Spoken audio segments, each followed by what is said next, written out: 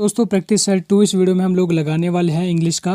Practice set 1 मैंने आपको करवाया था, वो एक डेमो वीडियो था आपका ओपिनियन जानने के लिए कि प्रैक्टिस सेट को कंटिन्यू करें या नहीं करें। ठीक है, मैंने उसमें कोई भी मेहनत नहीं करी थी, जस्ट फोटो क्लिक करके पीडीएफ बना के वीडियो अपलोड कर दी थी। लेकिन इस वीडियो में मैंने पूरी मेहनत करी है। ठीक है, जैसे जैसे एग्जाम में पैटर्न आता है, जैसे जैसे जहाँ से क्वेश्चन पूछे जाते हैं, हर एक चीज़ उठाई है। ठीक है, और बहुत अच्छी तरह से मैंने मेहनत करके इस वीडियो को बनाया है। इस वीडियो का सब कुछ मैंने पीडीएफ वगैरह क्रिएट किया है। ठीक है, तो वीडियो को लास्ट तक देखना, आपको पता चल जाएगा कि कैसा एग्जाम में पैटर्न आता है और आपकी तैयारी कैसी है और आपको कितनी कहाँ पे मेहनत करने की ज़रूरत है। ठीक है, आप अपना लास्ट में कमेंट भी स्कोर कर सकते हैं और इस प्रैक्टिस सेट के बाद आप कह सकते हैं कि हाँ पेपर ईजी आता है या कैसे आता है। ठीक है, इससे ऊपर कभी भी आपका लेवल नहीं जाएगा, ये मैं गारंटेड 100% कह सकता हूँ। ठीक है, तो जो भी बोलते हैं कि ईजी है तो इससे टफ तो मैं बिल्कुल भी नहीं बना सकता हूँ, क्योंकि यही लेवल एग्जाम में रहता है, इसके अलावा मैं और कुछ नहीं कर सकता हूँ। ठीक है, तो सबसे पहले गाइज मैं आपको लिटरली बता दूँ यार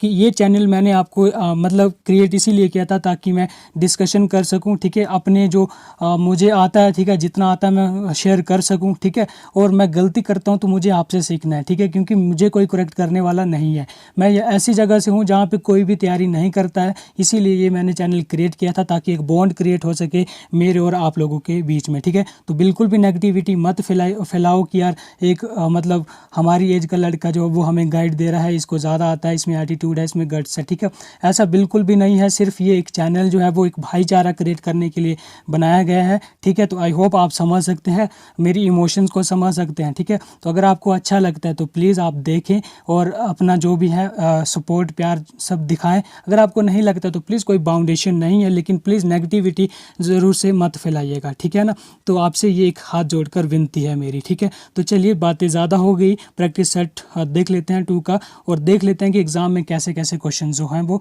आते हैं। तो सबसे पहले पैसेज दिया गया हुआ है, पैसेज को आपने पढ़ना है। ठीक है, इस पैसेज के बेस्ड के ऊपर आपने जो है वो क्वेश्चन देने हैं। तो सबसे पहले हमारा बेस्ट तरीका होता है कि पैसेज को देखने से पहले उसके क्वेश्चन जो हैं वो देख लिए जाएँ। ठीक है, तो क्वेश्चन है पहला कि why do our achievements fail to correlate with our potential. बोलता अचीवमेंट फेल हो जाती है पोटेंशियल से कोरिलेट करने के लिए, ये हमें एक क्वेश्चन पूछा गया हुआ है। ठीक है, उसके बाद बोल रहा है कि वाई टेकिंग रिस्क को लेने के बाद, ठीक है, या लेकर क्या होता है ये बताना है हमें। उसके बाद हमें बताना है why does every chance in our life teach us. बोलता एवरी चांस जो हमारी लाइफ में आता है वो हमें क्या सिखाता है। ठीक है, उसके बाद हमें चौथा क्वेश्चन पूछा गया है why does the author try to convey. ठीक है, sorry, what does the author try to convey, कि ऑथर क्या अपनी बात जो है वो इस पैसेज के माध्यम से हमें कहना चाहता है वो हमें देखना है। ठीक है, तो सम टाइम क्या होता है ना कि आपको पूरा पैसेज पढ़ने के बाद उसके आंसर मिल जाते हैं, लेकिन सम टाइम क्या होता है कि आपको एग्जामिनर पैसेज पढ़ाना चाहता है लेकिन वो अपने अकॉर्डिंग जो है वो आंसर मांगना चाहता है। पैसेज से सिर्फ आपको 1 या 2 ही मिलेंगे, बाकी आपको अपने दिमाग से जो है वो आंसर देने होते हैं। तो ऐसा भी एग्जामिनर थोड़ा आपके साथ माइंड गेम खेलता है। तो ये पैसेज भी बिल्कुल सेम टू सेम है, समझना है। ठीक है, आपकी माइंड की पूरी गेम है। तो देखो पहले कह रहा है ये all of us have enormous capabilities, हम सभी के पास बहुत सारी कैपेबिलिटीज़ होती हैं। ठीक है, एनॉर्मस का मतलब होता है वास्ट, ठीक है, बड़ा। ठीक है ना, तो वास्ट कैपेबिलिटीज़ होती है, हमारे पास बहुत सारी कैपेबिलिटीज़ होती हैं। हालांकि इन मे ऑफ अस हाउएवर, कह रहा हालांकि our achievements fail to correlate with our potential. कहता हमारी जो अचीवमेंट है, ठीक है, जो भी उपलब्धियां हैं वो फेल हो जाती है पोटेंशियल के साथ कोरिलेट करने के लिए।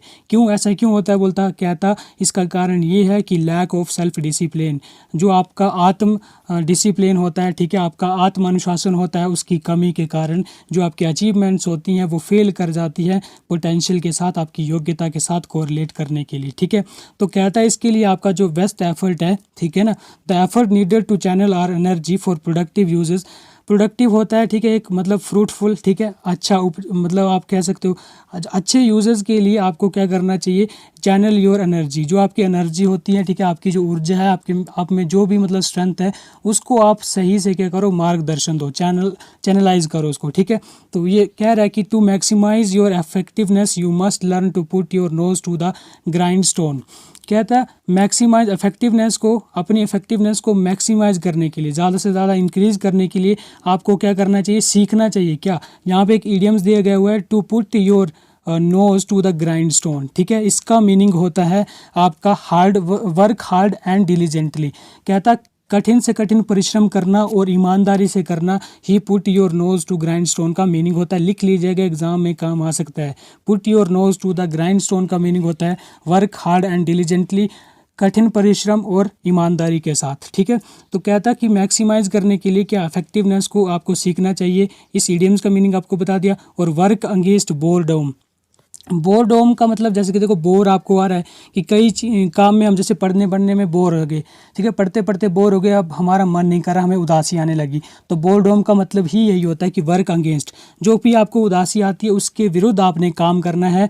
और and learn to take the long hard way in life, और लंबा और कठिन रास्ता चुनना है than the short easy way, इसकी बजाय कि आप छोटा सा रास्ता शॉर्टकट अपनाओ और आसान अपनाओ। ठीक है, आपको हार्ड वे अपनाना है ताकि जितनी डिफ़िकल्टीज आपकी लाइफ में आएंगी उतना आप स्ट्रॉन्ग बनोगे। ठीक है, जबकि आप शॉर्टकट से जाओगे तो आप मंजिल पे तो बहुत जल्दी पहुंच जाओगे, लेकिन आपकी लाइफ में उसके बाद काफ़ी दिक्कतें रहेंगी। ठीक है, तो आई होप आपको पैसेज समझ में आया होगा कि पैसेज क्या कहना चाहता है। ठीक है ना, तो इसको वीडियो को पॉज करके आप पढ़ सकते हैं और फिर आपको आंसर जो है वो देना है। ठीक है, आप अपने हिसाब से पढ़ सकते हैं।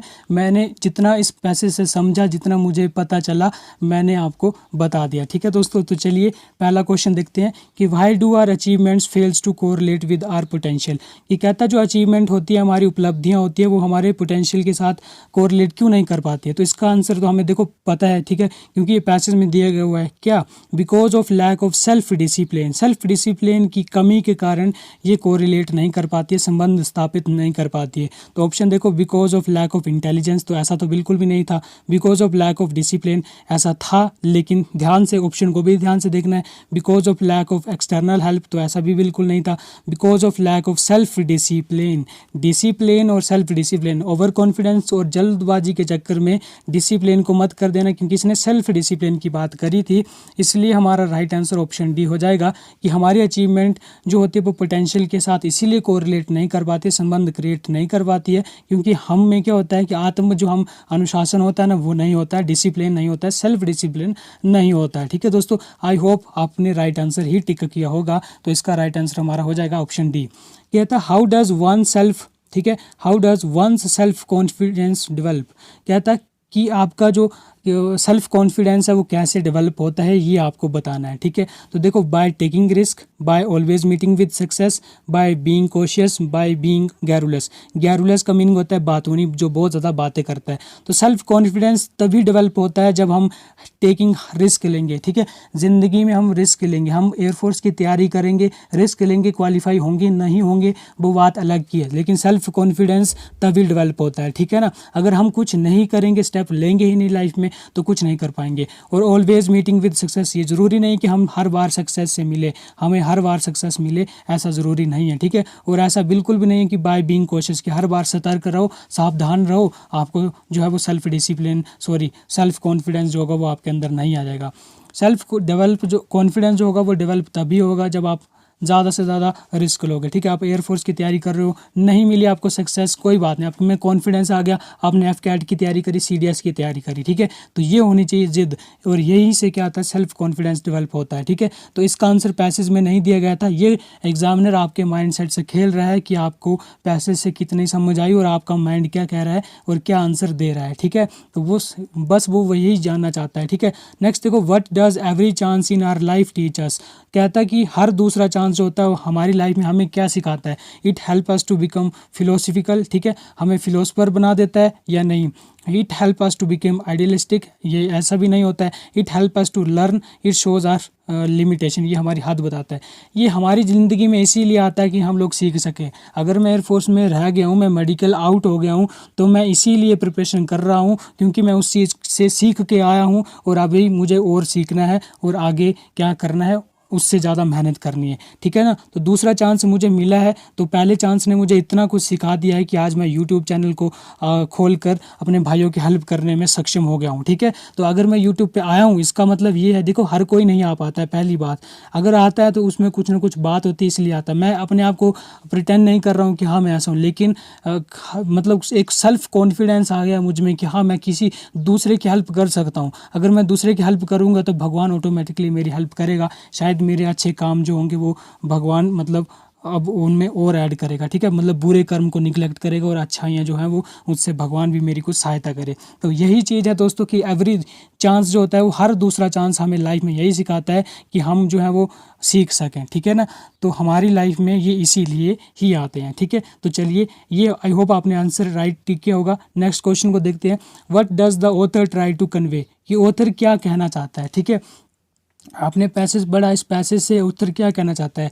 One has to compete with his present self, नहीं ऐसा नहीं होगा। One has to work hard and at least learn from failures.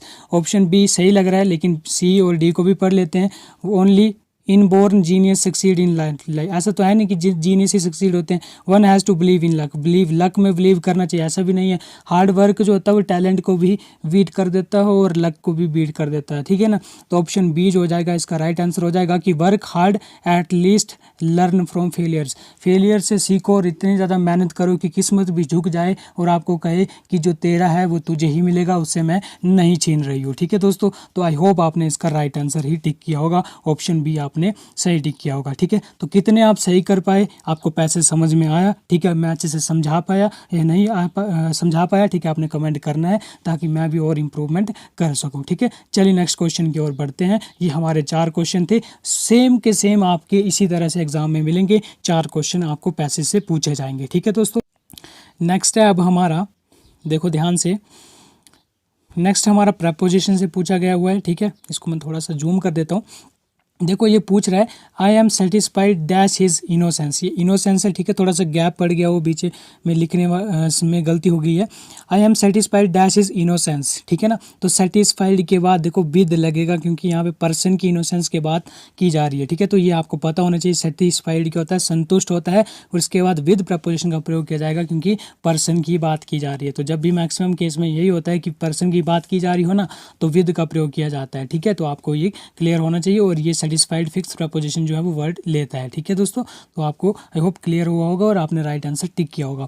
देखो, Ram along with his member of the family, members of the family end of his friend dash the movie, ठीक है ना।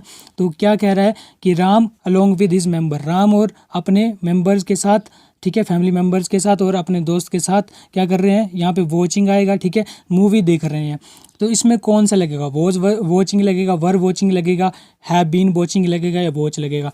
Video को pause करो, सोचो, अपना answer tick करो, फिर आगे कंटिन्यू करो, ठीक है। तो देखो, कभी भी सेंटेंस में अलोंग विद आ जाए, एज वेल आ जाए, या बिसाइड आ जाए, इन एडिशन टू आ जाए, तो ऐसा जब आ जाता है तो वर्ब जो लगती है वो हमेशा फर्स्ट जो सब्जेक्ट होता है उसके अकॉर्डिंग लगती है, ठीक है। तो इसमें क्या लगेगा, वॉज वॉचिंग लगेगा, क्योंकि राम जो है वो सिंगुलर है, इसी के साथ सिंगुलर वर्ब का प्रयोग किया जाएगा, और ये पास्ट में है, इसीलिए क्या आएगा आगे आईएनजी फॉर्म भी लगेगी, ठीक है। तो आई होप आपने राइट आंसर ही टिक किया होगा, ठीक है। समझ में आया या नहीं आया, रूल को लिख लीजिएगा, ठीक है, और कमेंट सेक्शन में कमेंट भी कर सकते हैं, ठीक है दोस्तों। तो आई होप आपको ये क्लियर हुआ होगा। नेक्स्ट देखो, she is going to dash cinema, ठीक है। तो इसमें आर्टिकल आपको पुट करना है, तो she is going to dash cinema. जब भी सिनेमा जाने की बात करें तो आर्टिकल द का प्रयोग किया जाता है, ठीक है। She is going to the cinema, ठीक है ना। आई होप आपको क्लियर हुआ होगा दोस्तों, राइट आंसर आपने टिक किया होगा। चलिए नेक्स्ट क्वेश्चन की ओर बढ़ते हैं। नेक्स्ट क्वेश्चन क्या है, इडियम्स एंड फ्रेज से नेक्स्ट क्वेश्चन पूछा गया है कि अ मेडन स्पीच मीन्स, ठीक है ना। मेडन स्पीच क्या होती है ये आपको बतानी है, ठीक है ना। तो स्पीच फॉर फर्स्ट टाइम ये होता है, या स्पीच विदाउट प्रिपरेशन ये होता है, या यूजफुल स्पीच होती है, या कॉमन स्पीच होती है। वीडियो को पॉज करो, अपना आंसर लगाओ, आपने क्या इसका राइट आंसर टिक किया, वीडियो को अब आप कंटिन्यू करो और देखो। इसका आंसर होता है speech for the first time, ठीक है ना, speech for the first time right answer है। इसका आपने लिख लेना है कि क्या मीनिंग होता है मेडन स्पीच का, कि जब फर्स्ट टाइम स्पीच दी जाए तो उसको मेडन स्पीच कहा जाता है, ठीक है। तो ये एक इडियम्स एंड फ्रेज है, मोस्ट इंपॉर्टेंट एग्जाम में पूछा जाता है, ठीक है। तो आपने लिख लेना है, इसको अच्छी तरह से प्रिपेयर कर लेना है। उसके बाद आपको सिनोनिम बताना है इनवाइस का। इनवाइस का मीनिंग होता है ईर्ष्यालु, ठीक है। इसका राइट आंसर देखो, बिटर तो बिल्कुल भी नहीं होगा, बिटर कड़वा है, ठीक है, और एंग्री भी नहीं होगा, ठीक है। जेलस हो जाएगा, क्योंकि जेलस का मीनिंग भी होता है ईर्ष्या रखना, ईर्ष्यालु या किसी से जलना, ठीक है। यही हमारा इनवाइस और जेलस का मीनिंग होता है, ठीक है। आई होप आपने इसका राइट आंसर टिक किया होगा, ठीक है। और सिनोनिम्स भी आपका अच्छी तरह से प्रिपेयर होना चाहिए दोस्तों। चूज द एंटोनिम्स, एंटोनियम बताना है आपको किसका, एडमायर का। एडमायर का मीनिंग होता है प्रशंसा करना, ठीक है। तो इसका क्या होता है, प्रशंसा, देखो प्रेज तो बिल्कुल भी नहीं होगा क्योंकि सिनोनिम्स हो जाएगा। प्रेज भी क्या होती है, प्रशंसा। हेल्प बिल्कुल भी नहीं होगा, अब्यूज़ बिल्कुल नहीं होगा क्योंकि ये गाली होती है, यह सहायता करना होता है। क्रिटिसाइज हो जाएगा, आलोचना करना होता है। जब प्रशंसा होती है ना तो दूसरी तरफ लोग जो तो टांग खींचने वाले भी होते हैं, ठीक है। पहले क्रिटिसाइज करेंगे, बाद में क्या करेंगे, एडमायर करेंगे, या आज एडमायर कर रहे हैं तो कल को टांग भी खींचेंगे। ऐसे आपने याद कर लेना है, आपको कोई दिक्कत नहीं होगी। आपने अच्छा इसका जो है वो आंसर लगाया होगा, सही से लगाया होगा, और आपने इसको मतलब आसानी से कर लिया होगा, आपको कोई दिक्कत भी नहीं आई होगी, ठीक है। मतलब हार्ड वर्ड जो है वो सिनोनिम एंटोनिम में आपके एग्जाम में नहीं पूछे जाते हैं। ठीक, उसके बाद आपको क्या करना है, वन वर्ड सब्स्टिट्यूशन बताना है कि that which can not be seen through, जिसके द्वारा देखा नहीं जा सकता उसको क्या कहते हैं वो बताना है आपको। तो ट्रांसपेरेंट तो वो होता है जिसके आर पार हम लोग देख सकते हैं। विजिबल भी वो है जो दिखाई देता है। ग्लास तो बिल्कुल भी नहीं। ओपेक होगा जिसके मतलब सीन थ्रू, सॉरी इसमें ये था that which can seen through, can be seen through, जिसके आर पार देखा जा सकता है, ठीक है। मैंने कैन नोट देखा था। तो ट्रांसपेरेंट होता है जिसके आर पार हम लोग क्या होते हैं, देख सकते हैं, ठीक है ना।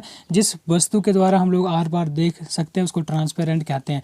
और ओपेक तो होता है मतलब जिसके आर पार हम लोग नहीं देख सकते हैं। तो आपने ध्यान से पढ़ना है और ध्यान से इसका आंसर जो है वो लगाना है, ठीक है दोस्तों। चलिए अब हम जो है वो आते हैं क्वेश्चन की ओर, जो कि हमारे हैं एरर की फॉर्म में, ठीक है। तो नेक्स्ट हमारे एरर है, देखो एरर देखो पहला क्या दिया गया हुआ है हमें, scarcely had he left out than the policeman knocked at his door, ठीक है। ये पहला हमें क्वेश्चन दिया गया हुआ है, आपने इसको जो एरर पार्ट है वो निकालना है। तो देखो हार्डली का एक रूल मैंने आपको कंजंक्शन में बता के रखा हुआ है कि हार्डली हैड आ जाए, ठीक है, या स्कार्सली हैड आ जाए तब भी वही रूल होता है।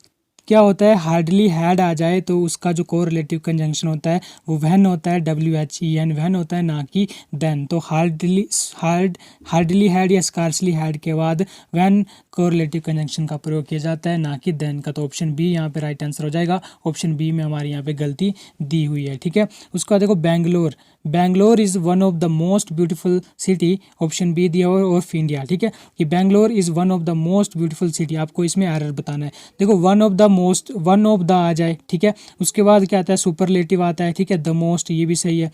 अब बैंगलोर के बाद देखो इज लगा हुआ तब ये भी सही है। लेकिन वन ऑफ द के बाद क्या होता है कि आपका प्लूरल वर्ब आता है, ठीक है, सॉरी प्लूरल नाउन आता है। क्या आता है, प्लूरल नाउन आता है। तो मोस्ट ब्यूटीफुल सिटी की जगह क्या हो जाएगा, मोस्ट ब्यूटीफुल सिटीज़ हो जाएगा। तब हमारा ये क्या होगा, क्वेश्चन जो होगा वो करेक्ट होगा। इस सेंटेंस में एरर दिया गया हुआ है, ठीक है। तो Bangalore is one of the most beautiful cities of India, तो यहाँ पे राइट आंसर ऑप्शन बी में हो जाएगा। ऑप्शन बी में गलती दी हुई थी, ठीक है। तो आई होप आप एरर जो है वो सही तरीके से कर रहे हैं, ठीक है। वीडियो को पॉज करो, अपना आंसर लगाओ पहले, फिर वीडियो को कंटिन्यू करो और इसका आंसर मैच करके देख सकते हो, ठीक है। उसके बाद देखो शी में dash sorry option A return back home, option B Delhi tonight, ठीक है। तो कहता है कि शी में रिटर्न बैक, देखो रिटर्न का मतलब होता है आना और बैक का मतलब भी क्या होता है, आना, है ना। तो रिटर्न और देखो एक ही सेंटेंस में दो वर्ड सेम मीनिंग के लिए नहीं आएंगे। रिटर्न का मतलब भी आना होता है, बैक मतलब वापस लौटना होता है, बैक का मतलब भी क्या होता है, लौटना होता है। तो एक गलती इसमें हो जाएगी, ठीक है। शी में रिटर्न फ्रॉम दिल्ली नाइट, ठीक है, ऐसा हो जाएगा। बैक को आप काट सकते हो, बैक नहीं आएगा, ठीक है ना दोस्तों। तो आपने आई होप राइट आंसर इसका टिक किया होगा। चलिए नेक्स्ट क्वेश्चन की ओर बढ़ जाते हैं। क्वेश्चन है दोस्तों हमारा PQRS टाइप का, जो कि मैक्सिमम लड़कों को दिक्कत क्रिएट करता है, ठीक है। तो आपको कैसे बेस्ट अप्रोच लगानी है एग्जाम में ताकि ये क्वेश्चन जो है वो छूटे ना और आपको एक नंबर फ्री में देके जाए, ठीक है। तो मैं आपको बता दूं कि सबसे पहले आपको अप्रोच लगानी होती है क्वेश्चन एलिमिनेशन की, ठीक है, ऑप्शन एलिमिनेशन की, सॉरी। तो ऑप्शन को एलिमिनेट कैसे करना है ये आप सीखिएगा ध्यान से। देखो ओरिजिनल सेंटेंस यहाँ पे बनाना होता है PQRS से। देखो P की लाइन देखो, इसमें आपको सब्जेक्ट, क्योंकि हमें एक सेंटेंस चाहिए, सेंटेंस का एक सब्जेक्ट होता है। तो P में आपको सेंटेंस नहीं मिलेगा। Q को देखो ध्यान से, इसमें भी आपको सब्जेक्ट नहीं मिलेगा, क्योंकि ऐड से ना तो कभी सब्जेक्ट शुरू होता है, ना वर्ब की फर्स्ट फॉर्म से, ना सेकंड फॉर्म से, ना आपका प्रपोजिशन से, जो कि एट और फॉर है। इसका मतलब R से कहीं ना कहीं हमारा सेंटेंस शुरू होगा, क्योंकि पीपल दिया गया हुआ है। तो पीपल ही कहीं ना कहीं हमारा सब्जेक्ट का काम करेगा, ठीक है। तो देखो R से शुरू होगा, इसका मतलब ऑप्शन ए और ऑप्शन डी तो वैसे ही कट गया, क्योंकि इसमें तो R से दिया ही नहीं गया है, ठीक है। तो दिया किस में है, B और C में दिया गया है। तो आपको ध्यान से देखना है कि B और C में कौन सा होगा, ठीक है ना। तो देखो पीपल ऑफ ऑल प्रोफेशंस, अब ये आया, इसके बाद हमारा क्या आएगा, वर्ब आएगा, क्योंकि ये मतलब वर्ब भी तो लेगा ना कोई ना कोई। तो देखो वेंट टू हिम आएगा, क्योंकि वेंट जो है एक वर्ब का काम कर रहा है, ठीक है। तो people of all profession went to him for medicine and treatment, उसके पास क्यों जाते हैं? मेडिसिन एट ट्रीटमेंट के लिए जाते हैं। और कहाँ जाते हैं? एट हिज डिस्पेंसरी, ठीक है ना। तो आई होप दोस्तों आपको क्लियर हुआ होगा, ठीक है ना। देखो आर आया था ना सबसे पहले हमारा, अब आर के बाद हमें वर्ब की ज़रूरत थी, तो वर्ब किस में है? क्यू में थी, इसका मतलब आर के बाद तो क्यू आएगा, ठीक है ना। ऐसा तो होगा नहीं people of all profession for medicine and treatment, sense ही नहीं बनी। People of all profession at his dispensary, कोई सेंस ही नहीं बनी। तो जब भी सब्जेक्ट आया, सब्जेक्ट के बाद सेंटेंस में वर्ब की ज़रूरत पड़ती है, तो वर्ब हमारा ऑप्शन क्यू में मिला, जो कि हमारा राइट आंसर जो था ऑप्शन बी में ऑर्डर बता रहा है, आर के बाद क्यू आएगा। इसमें तो सब कुछ गलती कर दिया। तो यही बेस्ट अप्रोच है कि ऑप्शन को एलिमिनेट करना सीखो, ठीक है। ऑप्शन से ही आपका काम ये चीज़ें जो है वो आसान कर देती हैं, ठीक है ना। तो नॉर्मल से आता है, इतना टफ भी नहीं आता है, लड़के कर लेते हैं, ठीक है ना। लेकिन जिनको नहीं आता है, जो कंफ्यूज रहते हैं, ठीक है, जिन्होंने नहीं पढ़ा होता है, उनके लिए तो फिर टफ ही रहेगा। तो आई होप आपको समझ में आया होगा कि सबसे पहले सब्जेक्ट देखो, वर्ब देखो, उसके अकॉर्डिंग काम करना होता है और ऑप्शन को मैच करते चलो, आपका राइट आंसर आता जाएगा, ठीक है ना दोस्तों। तो नेक्स्ट क्वेश्चन को देखो, नेक्स्ट है हमारा correctly spelled word. Correctly spelled बताना है इनमें से किसकी स्पेलिंग जो है वो सही है, ठीक है। ओमिशन का बताना है। तो देखो लड़के क्या करते हैं, OMMI SSION देखा, तो इसी पे टिक कर देते हैं। नहीं, इसका राइट आंसर होता है, इसकी राइट स्पेलिंग होती है OMISSION, ठीक है, ओमिशन, ठीक है ना। तो राइट आंसर ऑप्शन बी हो जाएगा, ना कि ऑप्शन ए। तो आपने कौन सा टिक किया था आप देख सकते हैं और अपना आंसर यहाँ से मैच भी कर सकते हैं। उसके बाद नाउन फॉर्म बतानी है बिलीव की, ठीक है। बिलीव विश्वास करना होता है। तो देखो मैंने आपको ये बताया हुआ है, ठीक है, बहुत अच्छी तरह से बता के रखा हुआ है कि नाउन कैसे पहचाना जाता है, वर्ब कैसे पहचानी जाती है, ठीक है। तो बिलीफ इसका राइट आंसर हो जाएगा। बिलीवेबल तो फिर ये एडजेक्टिव हो जाएगा, ये इसका एडवर्ब हो जाएगा और ये सेम वर्ब फॉर्म दे के रखी हुई है, ठीक है। तो ऑप्शन इसका ए जो होगा वो राइट आंसर में हो जाएगा, ठीक है। तो एक क्वेश्चन ये भी पूछा जाता है आपके एग्जाम में। तो पूरा का पूरा आज जो मैंने पैटर्न लिया हुआ है ना सेट का, ठीक है, वो पूरा का पूरा आपके एग्जाम ओरिएंटेड है। आपको एग्जाम में वैसे के वैसे क्वेश्चन देखने को मिलेंगे, ठीक है, जैसे मैंने लाया हूँ आपके लिए, ठीक है ना। तो देखो the custom of having many wifes, आपको वन वर्ड सब्स्टिट्यूशन बताना है कि मतलब बहुत सारी वाइफ्स जब होती है ना तो उसको क्या कहते हैं? मैट्रिमोनी कहते हैं, बाईगैमी कहते हैं, मोनोगैमी कहते हैं या पॉलीगैमी कहते हैं। तो उसको हम लोग कहते हैं पॉलीगैमी। आपको पता है गैमी एक रूट वर्ड है, पॉली एक रूट वर्ड है, ठीक है। पॉली का मतलब होता है बहुत सारी, गैमी का मतलब होता है शादी, ठीक है। तो जिसकी बहुत सारी शादियाँ होंगी, बहुत सारी वाइफ्स होंगी, तो उसको क्या कहेंगे? पॉलीगैमी कहेंगे, ठीक है। आई होप आपने राइट आंसर इसका टिक किया होगा। नेक्स्ट क्वेश्चन की ओर बढ़ते हैं। नेक्स्ट क्वेश्चन हमारा प्रपोजिशन से ही है, ठीक है। ही हैंकर्स डैश मनी। तो मैंने आपको ये अभी भी जो आपको मैंने करवाया है ना प्रपोजिशन की, फिक्स प्रपोजिशन की सीरीज, उसमें बताया था कि हैंकर्स का मतलब होता है किसी चीज़ के पीछे भागना, ठीक है ना। तो देखो हैकर जो होते हैं मनी के पीछे भागते हैं, मैंने ऐसे याद करवाया था। और हैंकर्स जो होता है उसके बाद फिक्स प्रपोजिशन आफ्टर का प्रयोग किया जाता है। किसका प्रयोग किया जाता है दोस्तों? फिक्स प्रपोजिशन आफ्टर का प्रयोग किया जाता है। तो ही हैंकर्स आफ्टर मनी इसका राइट आंसर हो जाएगा ऑप्शन सी में आफ्टर जो है वो दे के रखा हुआ है, ठीक है। तो आई होप आपने ये भी राइट आंसर टिक किया होगा। तो दोस्तों लास्ट क्वेश्चन हमारा दिया गया हुआ है the news is too good to be true. इसमें आपको रिमूव टू करना होता है, ठीक है। ये भी आपके एग्जाम में पूछा जाता है कि आपको रिमूव टू करना है और आपका जो सेंटेंस है उसको ट्रांसफॉर्म करना है और जो आपका सेम मीनिंग देता है, ठीक है। तो इसको करने का बेस्ट अप्रोच होता है, देखो टू को रिमूव करके ना सो लगाना होता है, ठीक है। द न्यूज़ इज़ सो, ठीक है। उसके बाद क्या करना होता है? गुड को एज इट इज़ उतार देना होता है, the news is so good. उसके बाद आपको दैट लगाना होता है और यहाँ पे जो नाउन होता है उसके अकॉर्डिंग यहाँ पे प्रोनाउन यूज़ करना होता है, ठीक है। अगर आपका यहाँ पे कोई इंसान है तो ही लगेगा, लेडी है तो क्या लगेगा? शी लगेगा, ठीक है। यहाँ पे कोई जैसे न्यूज़ है ना तो न्यूज़ तो इट लगेगा। The news is so good that it can not be true. अगर यहाँ पे प्रेजेंट इंडेफिनिट है तो इधर कैन नॉट लगेगा, वॉज वर है पास्ट में है तो कुड नॉट लगेगा, ठीक है। The news is too good to so good that it can not be true, ये आपका राइट आंसर के रूप में हो जाएगा। आई होप आपको ये आता होगा और आपने इसका राइट आंसर टिक किया होगा, ठीक है ना दोस्तों। तो इसको अच्छी तरह से पढ़ लेना, आपका डेफिनेटली ये भी एग्जाम में पूछा जाता है, ठीक है। किसी किसी शिफ्ट में पूछा जाता है, किसी किसी शिफ्ट में नहीं भी पूछा जाता है। तो आपने आई होप आपने जितने भी क्वेश्चन मैंने करवाए 20 क्वेश्चन करवाए, 20 के 20 सही कर लिए होंगे। फिर भी आपने कितना स्कोर किया आप कमेंट सेक्शन में अपना स्कोर जो है वो कमेंट कर सकते हैं और सेम टू सेम आपका यही लेवल आपके एग्जाम में देखने को मिलेगा, ना इससे ऊपर जाएगा ना इससे लो रहेगा, ठीक है ना। तो पूरा मैंने डिज़ाइन करके आपके लिए पेपर बनाया है दोस्तों। तो आप इस वीडियो को लाइक कर सकते हैं, शेयर कर सकते हैं अपने दोस्तों के साथ और आपको मज़ा आया तो प्लीज़ कमेंट सेक्शन में कमेंट भी कर सकते हैं, ठीक है। और जो भी आपने गलती की है उनको आप करेक्ट भी कर सकते हैं, ठीक है दोस्तों। तो चलिए मिलते हैं नेक्स्ट वीडियो में, तब तक के लिए दोस्तों।